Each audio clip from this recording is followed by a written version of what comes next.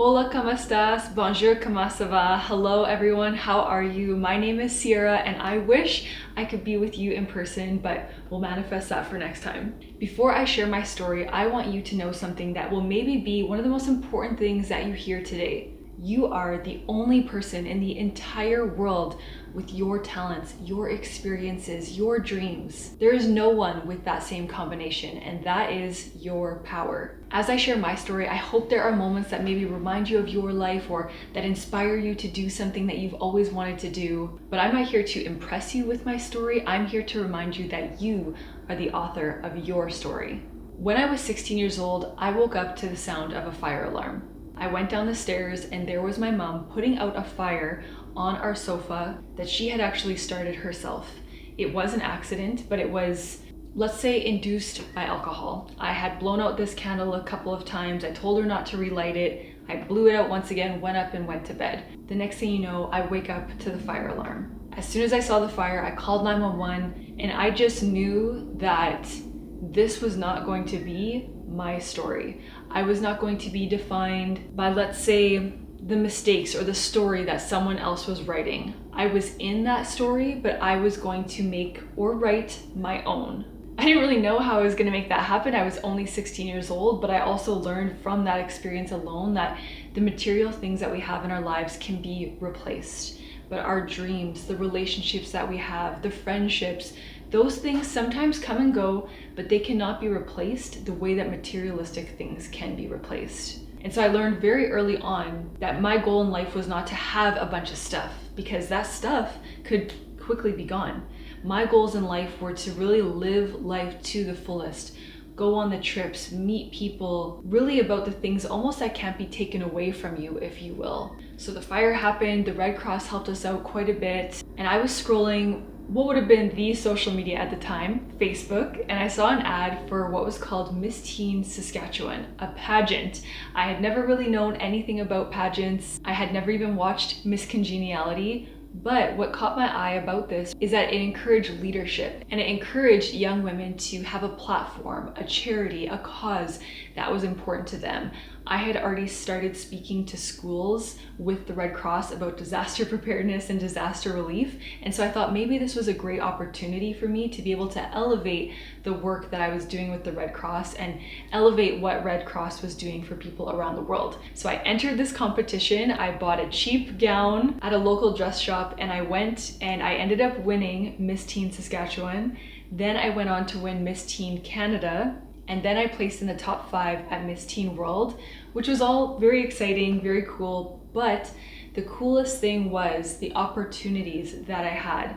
I had the opportunity to travel to Kenya, Africa and help build a school with Free the Children. I had the opportunity to speak to 16,000 young people at We Day, where I also met Justin Bieber. And I had so many cool things that happened that had I not taken that chance on myself, put myself out there, I would have never had these incredible opportunities. So the more I learned about the pageant world, I made a goal for myself to one day represent Canada at Miss Universe. Around the same time of having these wonderful opportunities at Miss Teen, I was preparing to head off to university. I want to share this with you because you might be in this type of position right now. I had pretty good grades, I had these opportunities, I had a really strong resume for some great scholarships. And the guidance counselor at my school told me that people with good grades and a really strong resume usually go for engineering or medicine. And I thought, well, I want to help people and positively impact people's lives, so I guess I'm going to go with becoming a doctor. And what's funny is around this time, I also was part of a junior achievement company program, an entrepreneurship class at my high school. We won Company of the Year in Saskatchewan, later Company of the Year in Canada. So you would think that most people would tell me to go into business or marketing or something in that space, but for some reason I just didn't really have a lot of exposure to career opportunities. I had these other great things happening, but I didn't really know a lot about what careers were out there. So I really wish I would have known more. So if you're in that spot right now, I highly encourage you to explore all kinds of opportunities and explore all kinds of careers and really find out what interests you, where you're kind of drawn to, because that could really impact what path you take in life. My point of sharing that is that I ended up in the sciences in university for my first 2 years, and I felt very much like I did not not belong there. I knew that I probably should have been in business. After my first 2 years of university in the sciences, I felt very lost, and I decided to take my first crack at Miss Universe Canada to earn that spot to represent Canada at Miss Universe. I sought out the advice of somebody who I had known from my teen experiences in the pageant world. She told me that I needed to get as skinny as possible to be able to have that strong opportunity to win Miss Universe Canada. At that time, I was maybe like a size 4, and so I thought it was kind of crazy to have to lose weight to try to win this competition, especially when all of my wonderful experiences as a teen had nothing to do with what size I was.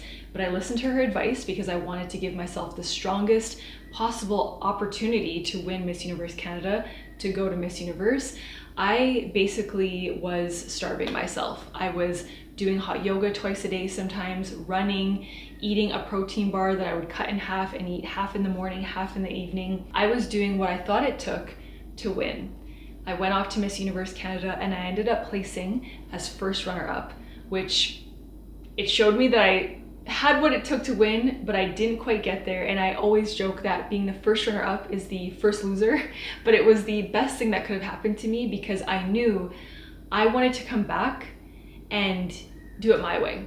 I wanted to show the world who I was, not who I was trying to be to win this competition. I decided I would come back once I had some more experience, maybe once I just knew who I was a little bit more. So I got into law school. I actually ended up winning a competition called Miss Supranational Canada. So I earned the right to represent Canada at Miss Supranational, where I also placed as first runner-up, but this time it was for Canada. This time it was kind of proving that I could place on the international Miss stage. I completed another year of law school. So after Miss Supranational, doing 2 years of law, I decided to go for Miss Universe Canada again. This time I ended up winning Miss Universe Canada and earning the right to represent Canada at Miss Universe. But my journey did not stop there. My director that I had, he said to me, "You have everything it takes to win Miss Universe, but you don't have the Miss Universe body." And I thought, here we go again, another time of somebody telling me that I'm not quite right or I don't quite have what it takes.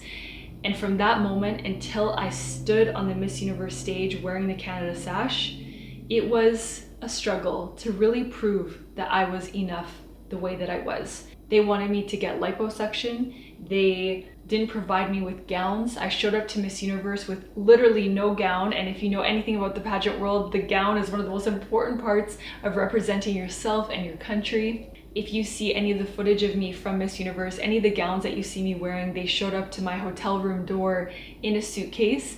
And once again, if you know about the pageant world, women often have custom gowns made perfectly to fit their bodies in colors and symbols that represent themselves and their country. And I never quite had that, but I'm sharing this with you because I want you to know that I did not lose sight of myself and why I was there. They really tried to honestly bully me into doing what they wanted me to do to represent what they thought was the best version of someone going to Miss Universe. And then the pageant fans started. They started calling me Miss Piggy Universe, overweight queen. People were making memes about me, showing somebody who was a very different size than me and putting Miss Canada on it.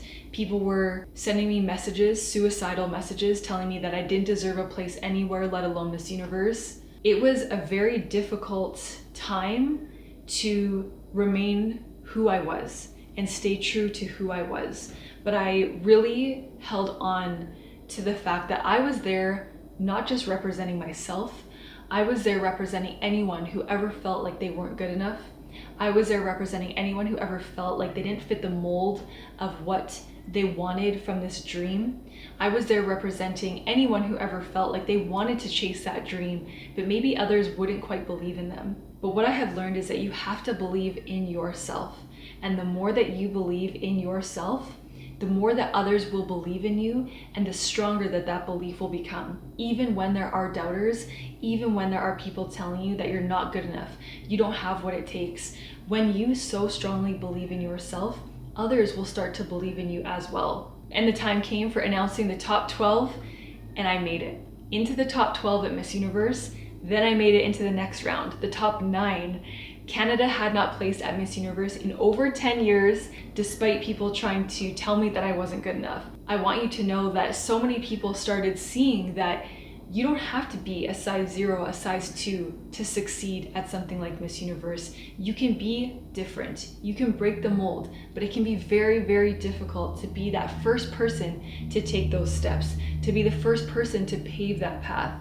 But it is possible. And nearly 10 years later, because this all happened in January of 2017 in the Philippines, so it's been almost 10 years, I still, to this day, have people who message me and they say, thank you so much for stepping on that stage as you were, because I saw myself in you. I saw myself being represented. Even though we don't look alike, I saw someone who maybe didn't quite fit in, but they stood up anyways. They walked on that stage anyways. I saw myself represented in a world that always tells us that we should be something that we're not. And since then, in these past 10 years, I've completed my law degree. I am now a full-time content creator influencer. I'm the fractional CMO, Chief Marketing Officer of a tech company. I have 2 amazing kids, Lily and Ivor. They're aged 7 and 3. I've been married for almost 10 years. And I want to leave you with 3 things. Number 1, you are the author. Life is going to hand things that you didn't ask for, but you always have a choice with how you respond. So take action, keep writing your story. Number 2, the first loser is never really losing. Every setback that you feel like you have, every first runner-up placement is a redirection. It's the opportunity, the window opening to something different, something new. It's perhaps something that is more you than that thing that you were trying to go for in the first place. Trust that. Number 3, the world needs the real version of you, especially in this world of social media and filtering things. We want the real you, and you want the real you. If you have a dream, go for it. The time is going to pass anyways. You may as well go for what you really want, because somebody has to take those first steps, and I want it to be you. So pave that path. Gracias, merci. Thank you so much for having me. I hope you have an incredible rest of your day, and I'm just so honored that I got to speak with all of you today.